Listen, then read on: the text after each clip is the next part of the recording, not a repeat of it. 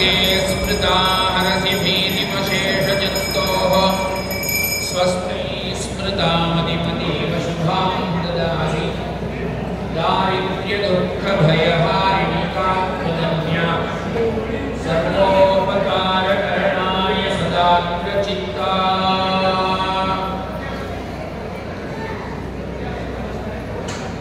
நமக்கு ஆதிசங்கர பகவத்பாதாச்சாரியால் இன்னைக்கு விசேஷமா வியாச பூர்ணிமா நாராயணம் பத்மபுவம் வசிஷ்டம் சக்திஞ்ச தத்புத்திர பராசரஞ்ச வியாசம் சுகம் கௌடபதம் மகாந்தம் கோவிந்த யோகீந்திர பதாஸ்ய சிஷ்யம் श्री शंकराचार्य पथास्य पद्मपादंच हस्तामलकंच शिष्यं तम तोटकं वार्तिककारपुण्या अस्मद्गुरु सत्ततमानतोस्मि व्यास पूर्णिमा दिवसम नाम இந்த சண்டி ஹவனத்துல எல்லாரும் சேர்ந்திருக்கோம். பெரிய குடும்பினை ஆத்துல உட்கார்ந்துருந்தா இப்பேற்பட்ட ஒரு சமாரம்பத்தில் என்ன ஒரு புண்ணியமானது நமக்கு கிடைக்குமோ அது கிடைக்காது. இன்னைக்கு அங்கங்க இருக்கக்கூடிய சன்னியாசிகள் ஆச்சாரியாள்லாம் அவாவாளுடைய குரு இந்த பாரம்பரியமா மகாவிஷ்ணுவிலேருந்து ஆரம்பிச்சு இன்றைய பரியந்தம் இருக்கக்கூடிய ஆச்சாரியால ஸ்மரிச்சு பூஜை பண்ணி சாதுர்மாசிய விரதத்தை ஆரம்பிக்கக்கூடிய திவசமா இந்த நாள் அமைஞ்சிருக்கு. இன்றைய தினம் பூஜலாம்பாள் கல்யாண மண்டபத்தில் பிரதி வருஷமும் நடக்கக்கூடியதான இந்த சண்டி ஹவனம் வேற வேற இடத்துல நடந்துட்டு இருக்கு. ஒருத்தர் கிரகஸ்தர வார்த்தையை வச்சு நடத்தியிருக்கார். தெய்வாது இந்த தடவை எல்லாருக்கும் இந்த பயன் ஏற்படணும் அப்படிங்கிறதுக்காக இங்க வச்சு இதை பண்ணினா எல்லாருக்கும் பயனாகும் அப்படிங்கிறதாக இந்த சண்டி ஹவனமானது இங்க நடந்து பூர்ணாகுதி சந்தர்ப்பத்துக்கு வந்திருக்கோம். சைவம் வைஷ்ணவம் சாக்தம் கௌமாரம் அப்படிங்கிறதாக ஒரு 6 நிலையில நாம பகவான ஆராதனம் பண்றதுக்காக ஆதிசங்கர பகவத்பாதாச்சாரியால் நமக்கு வழி வகுத்து கொடுத்துருக்கா. 6ஐயுமே நாம அனுஷ்டானம் பண்ணிட்டு இருக்கோம். சூரியனை நமஸ்காரம் பண்ணாம எதுவுமே பண்ண முடியாது. அதனால சூரியோபாசனா அப்படிங்கிறது எல்லாரும் தினநித்தியத்தில் அனுஷ்டானம் பண்ணிட்டு இருக்கிறதான ஆராதனம். எங்க திரும்பினாலும் சுப்பிரமணிய சுவாமி, சுப்பிரமணிய சுவாமி இல்லாத எந்த ஊருமே கிடையாது. அப்படியாக கௌமாரம், அதே போல காணபத்தியம்னு சொல்றோம். கணபதி தேவஸ்தானம் இல்லாத ஊரு கிடையாது. எங்க திரும்பினாலும் மகாகணபதி நிர்விக்னமா உன்னுடைய காரியங்கள்லாம் நிறைவேறட்டும்ங்கிறதாக அனுகிரகம் பண்ணிட்டே இருக்க. மூலைக்கு மூல உட்கார்ந்துட்டு இருக்க. அப்படியாக சிவன் தேவாலயம் இல்லாத ஊரு கிடையாது. விஷ்ணு தேவாலயம் இல்லாத ஊரு கிடையாது. சக்தி தேவாலயம் இல்லாத ஊரு கிடையாது.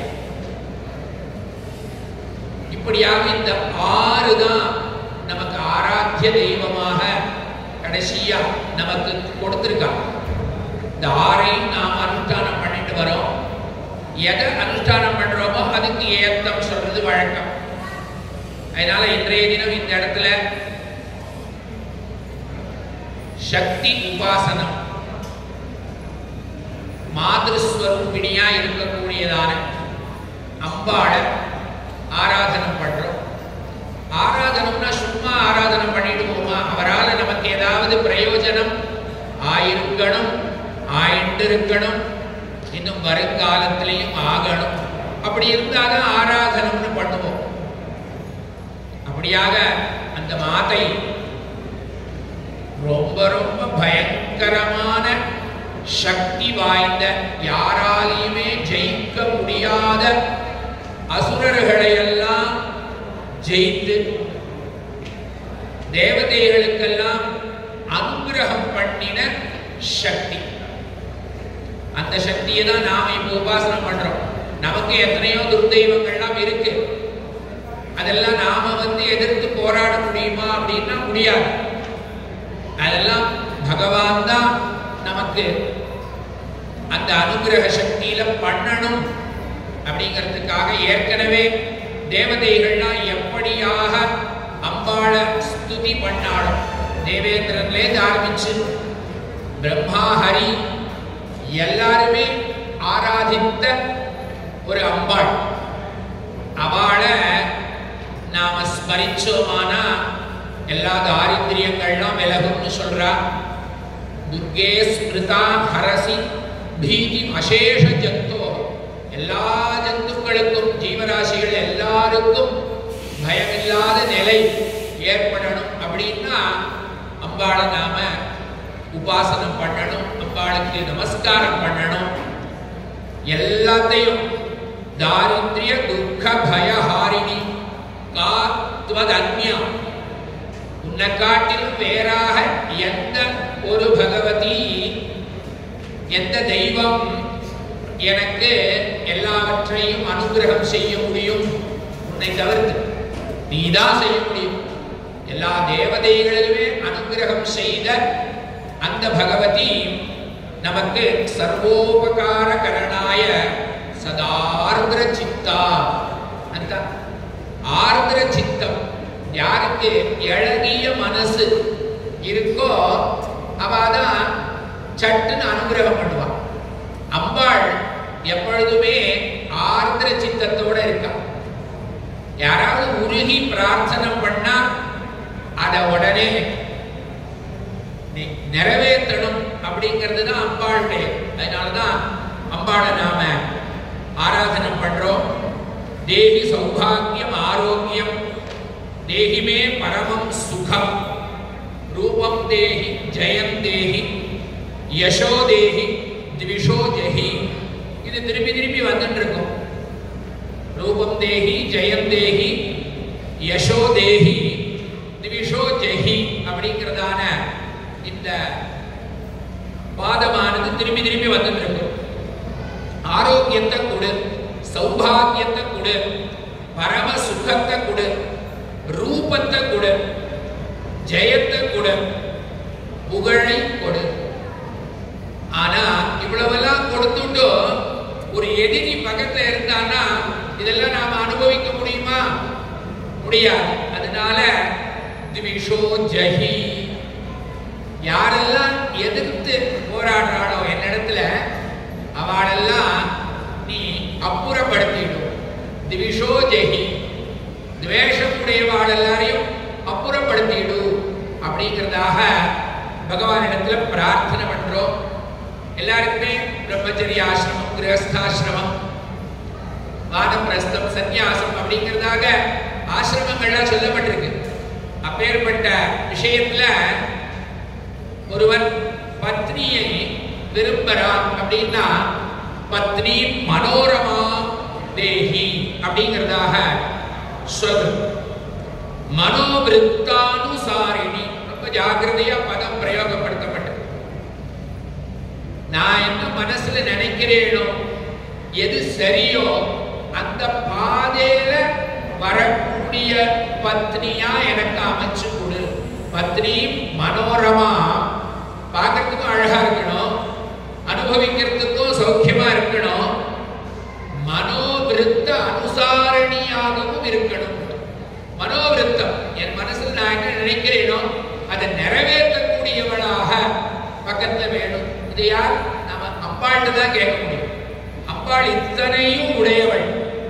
அதனால யாருக்கிட்ட எதெல்லாம் இருக்கோ அவள்கிட்ட தான் போய் அதை கேட்டா நமக்கு உடனே நான் எப்படி ஈஸ்வரன் இடத்துல இருக்கேனோ அப்படி உனக்கு அமையும்படியாக நான் அனுகிரகம் பண்றேன் அப்படின்னு சொல்றேன்.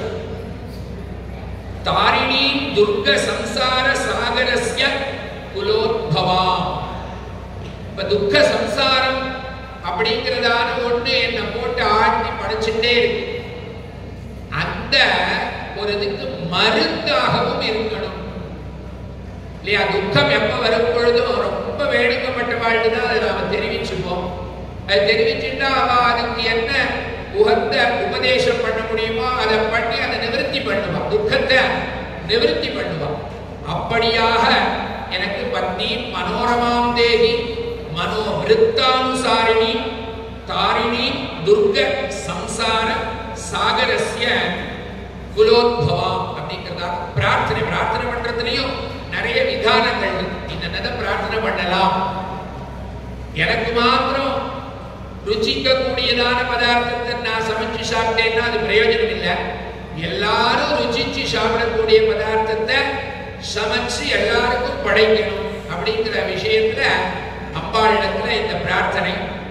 தேவ்யாயா ததமிதம் ஜகத் ஆத்மசக்தியா நிஷேஷ தேவகண சக்தி சமூக மூர்த்தியா தாமம்பிகாம் அகில தேவ மஹர்ஷி பூஜ்யா பக்தியா நதாஸ்மத் விததாது சுபானி சானஹா. அவ்வளவு அழகா அந்த ஸ்லோகத்தை அமைச்சு கொடுத்துருக்கா. திருப்பி திருப்பி திருப்பி சொல்ல சொல்ல அதுல இருக்கக்கூடிய அமிர்த வருஷனம் நமக்கு மனசுல வரும்.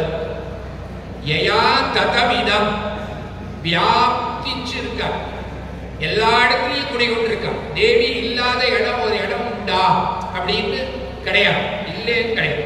தேவ்யா யயா ததமிதம் ஜகத், இந்த ஜகத் எல்லாமே தேவியினால வியாப்தி படுத்தப்பட்டு இருக்கு. எப்படி அப்படி இருக்க முடியும்? ஒருத்தருடைய ஆகிருதின்னு எடுத்துட்டா இத்தனை அடி வசனம் இத்தனை அடி அகலம் இவ்வளவுதான சொல்ல முடியும். அப்படின்னா அவளுடைய ஆத்ம சக்தியினால ஜகத்தை ஆட்கொண்டிருக்கா. ஜகத் ஆத்மசக்தியா நிஷேஷ தேவகண சக்தி சமூக மூர்த்தியா. தேவகணம்னு சொல்றோம், 33 கோடி தேவதைகள்னு சொல்றோம். அத்தனை தேவதைகளிடத்திலையும் அந்த ஆத்மசக்தியானது குடிகொண்டிருக்கு. நாம ஒவ்வொருத்தரையும் ஆராதனை பண்ணும் பொழுதோ அவ அனுகிரகம் பண்ணக்கூடிய சக்தியோட இருக்கான்னு அம்பாள் அங்க உட்கார்ந்துருக்கு.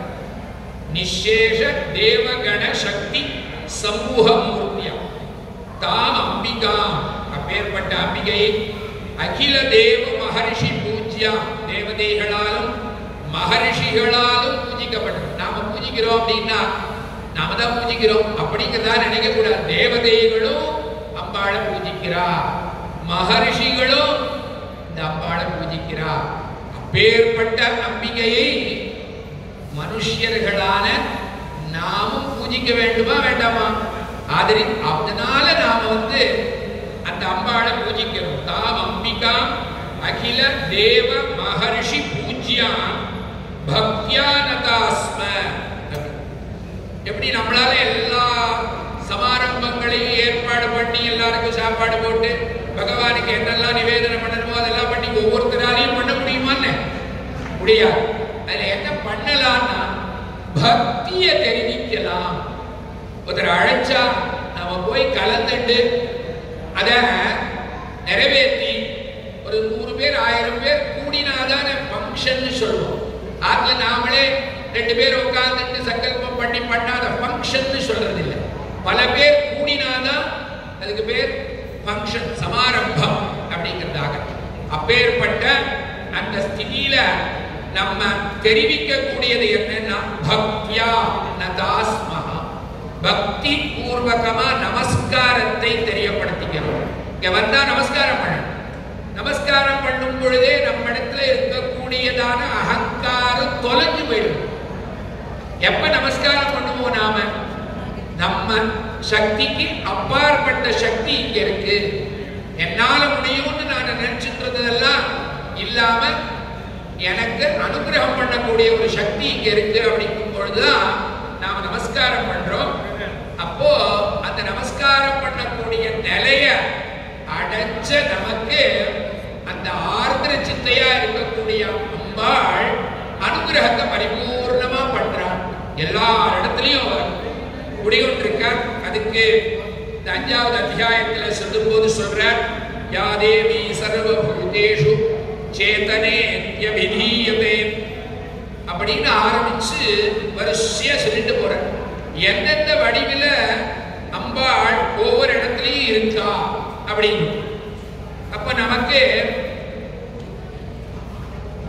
ஏதோ ஒண்ணு ஆலோசனை பண்ணணும், ஒருத்தர் சொன்னதை கேட்கணும் அப்படின்னா நமக்கு ஏதோ ஒண்ணு வேணும்.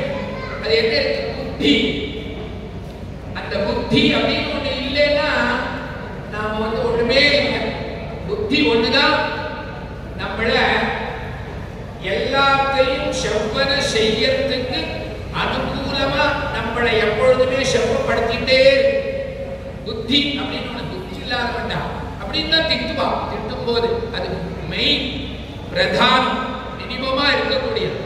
அந்த புத்தி ரூபேண யாரா இருக்கா? அந்த அம்பாள் தான் இருக்கு.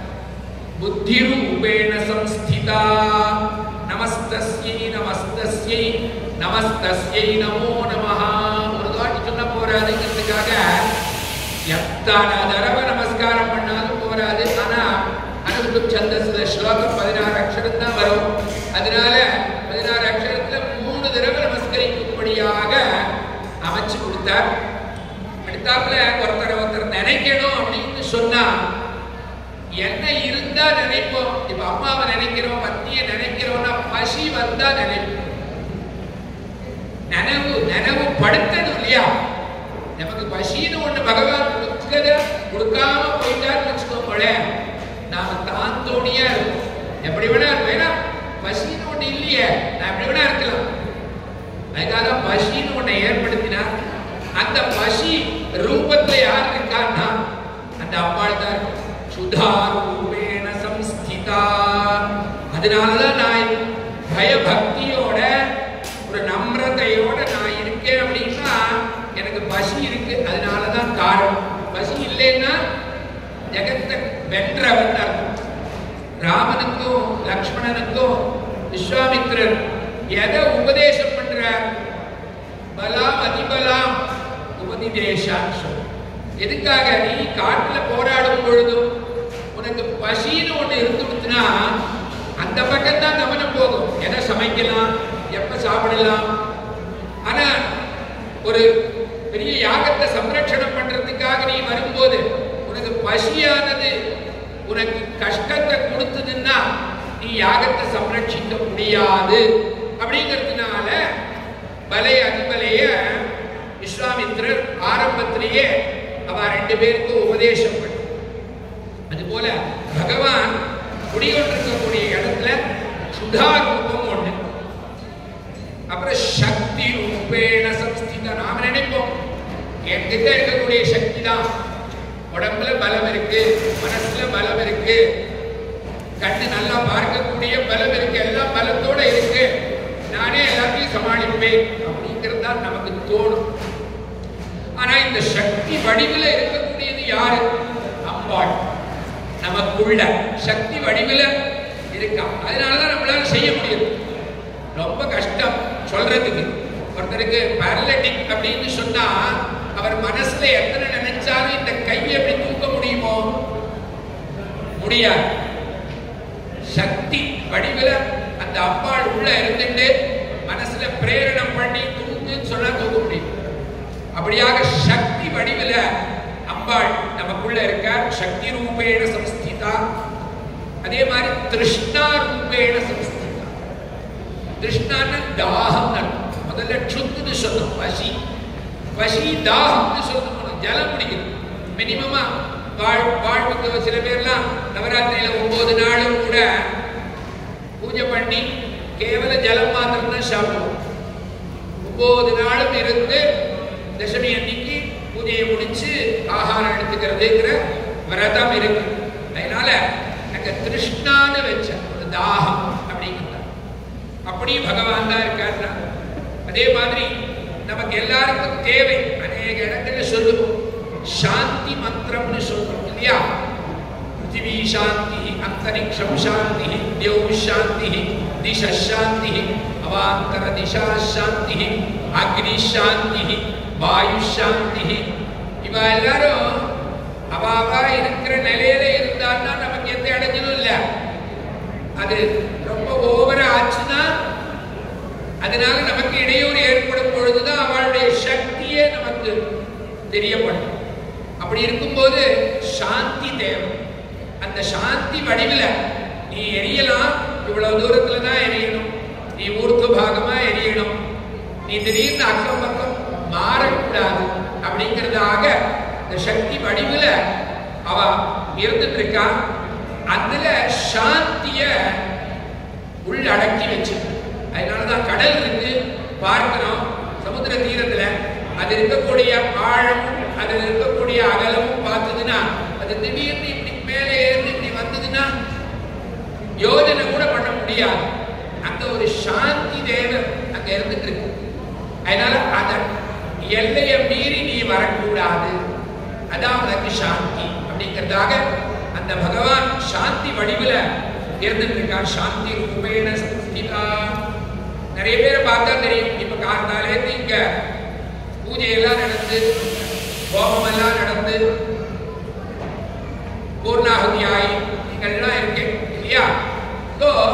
இதுக்கு என்ன காரணம் அப்படின்னு சொன்னா ஸ்ரத்தா ரூபேண சம்ஸ்திதா. ஸ்ரத்தை காரணம்.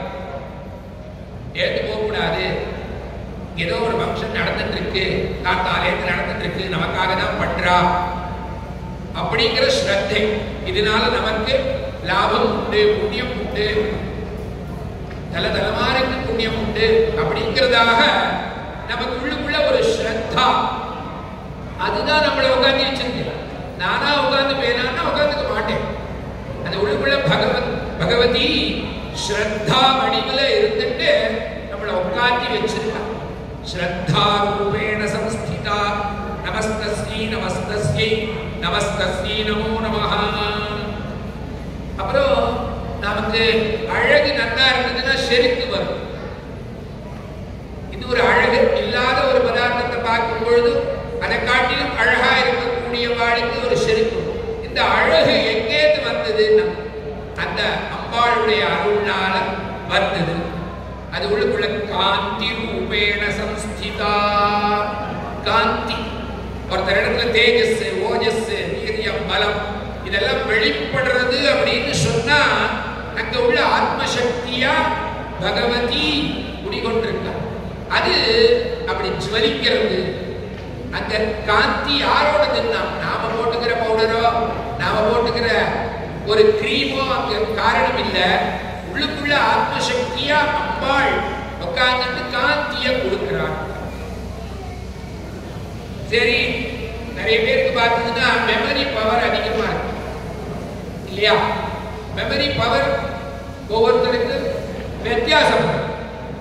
அப்படி பகவதி ஸ்மிருதி ரூபேண சம்ஸ்திதா. ஸ்மிருதி நமக்கு என்னெல்லாம் நாம படிச்சிருந்தோ அது ஞாபகத்துக்கு வரணும்னா ஸ்மிருதின்னு பேர். அப்படி ஸ்மிருதி வடிவில யார் இருக்கான்னா அம்பாள்.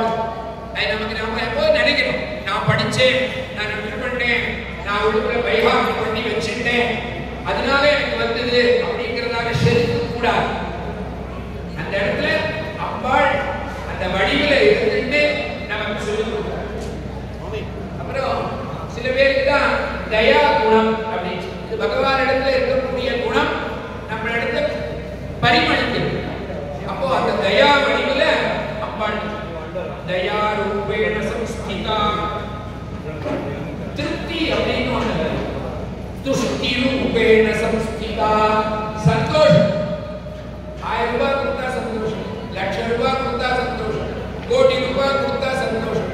ஒரு பகவான் இடத்திலேருந்து பாதத்திலேருந்து எடுத்த ஒரு புஷ்பத்தை எடுத்து கையில கொடுத்தா சந்தோஷம். எல்லா இடத்துலையும் இந்த சந்தோஷம், அதுக்கு வேல்யூ சொல்ல முடியாது. சந்தோஷம்ன்றது நம்ம இடத்துல ஏற்படக்கூடியது. அது ரூபானாலையும் ஏற்படலாம், ஒரு புஷ்பத்தினாலையும் ஏற்படலாம். அதனால அந்த வடிவுல உள்ள இருந்துட்டு அதை நமக்கு அனுகிரகம் பண்ணக்கூடிய துஷ்டி ரூபேண சம்ஸ்திதா. எல்லாத்த காட்டிலும் ஸ்திரீகளுக்கு மாத்ரு ரூபேண சம்ஸ்திதா. மாதா அப்படிங்கிற வடிவுல அம்பாள் உட்கார்ந்து எல்லாத்த காட்டிலும் நாம ரொம்பவே நேசிக்க கூடியதான ஒரு வஸ்து யாரு லோகத்துல? அம்மா, தாயா. அந்த தாயாருக்கு அந்த தாயார் அப்படின்னா நாம தப்பு பண்ணாலும் மன்னிச்சுடுவான். அப்பதான் தாயார். அப்பான்னா கண்டிப்பார். அம்மா சரி தர விட்டுட்டேன் மேற்கொள்ளாது அப்படின்னு சொல்லுவா. அதனால அந்த வடிவில் யார் இருக்காங்க? மாத்ருரூபேண சம்ஸ்திதா. அம்பாள் பார்த்து பரவாயில்ல, நம்ம குழந்தைதானே போன ஒவ்வொரு தடவையும் அம்பாள் லோகத்துல நடக்கக்கூடியதான எல்லாரையும் தண்டிக்கணும்னு நினைச்சான்னா நாம யாருமே இருக்க முடியாது. அதனாலதான் அந்த தயா குணத்தை உள்ள வச்சுட்டு அத எல்லாருக்கும் அர்ப்பணம் பண்ணி வச்சிருக்கோம். மாத்ருரூபேண சம்ஸ்திதா இவ்வளவெல்லாம் இருந்தது. சரி, பிராந்தி ரூபேண சம்ஸ்திதான்னு இன்னொன்னு சொல்றேன். மனப்பிராந்தின்னு சொல்லுவோம். நாம நினைக்கிறதெல்லாம் நிஜம் நினைச்சிருக்கோம், வாஸ்தவத்தை அது நிஜமா இருக்காது. அதுக்கு பேர் தான் பிராந்தின்னு. அந்த வடிவிலையும் யார் இருக்காங்க? அது மாயா இல்லவா, ஸ்வரூபிணி, மாயா ஸ்வரூபிணி. அதனால அந்த வடிவிலையும் அந்த அம்பாள் தான் நமக்குள்ள இருந்துட்டு நீ ஒரு விஷயத்தை நல்லா கிரகிச்சுக்கணும், தெரிஞ்சுக்கணும், தீர்மானம் பண்ணணும் அப்படின்னு சொன்னா உனக்குள்ள ரெண்டு ஞானம் அஞ்ஞானம் ரெண்டு. அந்த அஞ்ஞானத்தை போக்கி ஞானத்தை கொடுக்கணும்னா அப்ப அஞ்ஞானம்னா என்னங்கிறதும் தெரியப்படுத்தி பிறகு ஞானத்தை கொடுத்தாதான் அதுக்கு வீரியம் அப்படிங்கிறதாக இந்த பிராந்தி வடிவிலையும் அந்த அம்பாள் குடிகொண்டிருக்கா. இப்படி எல்லாம் பார்த்தோம்னா அந்த அம்பாளுடைய பரிபூர்ணமான வடிவை எல்லாராலையும் தெரிஞ்சுக்க முடியுமான்னா தெரிஞ்சுக்க முடியாது. நமக்கு இருக்கக்கூடிய புத்தி சக்தியில எவ்வளவு தூரம் அம்பாளுடைய அந்த சக்தி உண்டோ அதை தெரிஞ்சுக்கிறதுக்கு பிரயத்னப்பட்டுட்டே இருக்கணும். இது எல்லா யுகத்திலையும் நடந்துட்டு இருக்கக்கூடியதானது. அப்பேற்பட்ட அந்த பகவதி அம்பா அவளாலதான் இந்த ஜெகத்து அப்படியே பரிபூர்ணமா வியாபிச்சு இருக்கு அப்படிங்கிறதான எண்ணத்தோட நாம இருந்தோமானா எதையும் நாம தப்பா பார்க்க மாட்டோம். உலகத்துல எல்லா அம்பாளின் வடிவம் அப்படின்னு பார்க்கணும். அப்படிங்கிறதுக்காக தான் இந்த மாதிரி ஒரு சந்தர்ப்பங்கள்ல இந்த மாதிரி பூஜா புனஸ்காரங்களை விஸ்தாரமா நடத்தி சுவாசினி பூஜை, குமாரி பூஜை, வட்டு பூஜை, தம்பதி பூஜை, அம்பாளுக்கு 13 அத்தியாயங்களால ஹவனம், ஒவ்வொரு இதுக்கும் பூர்ணாகுதி, அர்ச்சனை, இந்த மாதிரி ஒரு கோலங்கள்லாம் போட்டு இந்த பகவான் எப்படி இருக்க நம்ம கண்ணுக்கு உட்பட்டு இவ்வளவு பண்ணிருக்கோம். அவருடைய ஸ்வரூபமானது ஜெகத் அளவு இருக்கு. ஜெகத் எவ்வளவு பெருசோ அவ்வளவு பெருசு அவருடைய ஸ்வரூபம். ஆனா நம்ம கண்ணுக்கு இவ்வளவுதான் அடக்கம்.